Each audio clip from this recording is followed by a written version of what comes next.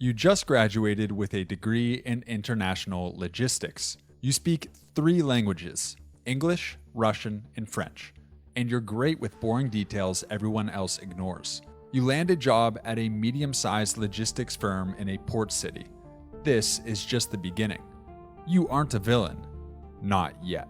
You're a guy with a spreadsheet and a very specific talent. Getting things from point A to point B when point B is a place nobody wants to go. It starts with legitimate cargo: rice to Sudan, medical supplies to Somalia, construction equipment to Syria. You learn the real game isn't about the cargo. It's about the paperwork. But the real shift happens 3 years in. You're at a bar in a hotel lobby in Dubai. A man sits down. He looks proper and rich. "I have a client," he says. He needs farming tools delivered to a rebel group in the Congo. He explains the situation. The government has blocked the roads. The only way in is by air, on a terrifyingly short dirt runway. He doesn't need a soldier. He needs a logistics manager. The payout is 5 times your annual salary. Cash, up front. You save the day, which means you just violated international laws. You leave your firm and go freelance. The work is exhausting. You set up shell companies in places that ask 0 questions. These aren't businesses. They're basically mailboxes in Panama and Cyprus. You learn the most important acronym in your life: EUC, End User Certificate. This piece of paper is the golden ticket.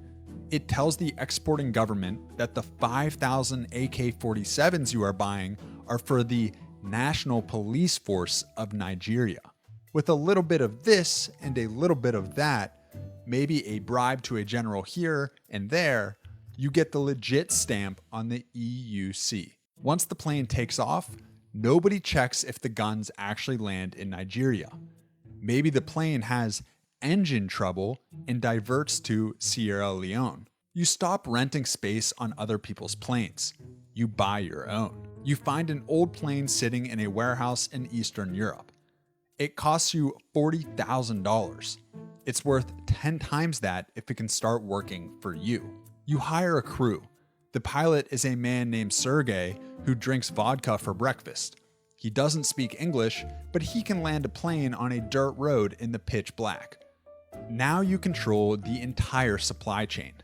You take a contract for a private security firm in one country. You claim you're transporting humanitarian aid, blankets, and tents. The crates are actually full of missiles and ammunition. You fly at night to avoid radar. You fly low, skimming the tops of the trees. It's terrifying. One mistake, one clipped wing, and you are a fireball in the jungle. You land on a strip of grass. This is the handoff. Men with machetes and red berets surround the plane. They don't look like security guards. They look like a militia. You don't get out of the plane. You stand in the open cargo door.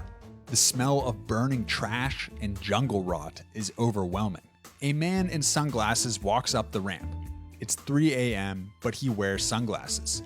He doesn't have a bank account. He hands you a duffel bag. You open it. It isn't cash. It's gold dust. Heavy, yellow packets of gold dust mined by prisoners of war. You weigh it on a handheld scale. It checks out. You signal your crew. They kick the crates down the ramp. "Go, go, go," you scream. You have to take off before the sun comes up. You realize that you are not just a delivery driver anymore. You are the only reason these wars can happen. It feels powerful. It feels intoxicating. You start taking riskier jobs. You move radar systems to the Middle East labeled as medical scanning equipment. You move disassembled helicopters to South America labeled as spare auto parts. You bribe customs officials with Rolex watches. You learn that every official has a price. For a junior officer, it's $500. For a port director, it's a tuition payment for his son's college in America. You pay it gladly. It's just a cost of doing business. You make the cargo dance.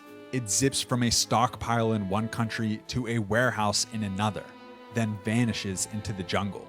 For years, your life is long, rolling campaigns across unforgiving terrain, spending weeks sleeping in weird places, getting your cargo where it needs to go. You eat canned tuna and stale bread while sitting on a crate of landmines. You meet your buyers. They aren't monsters like in the movies.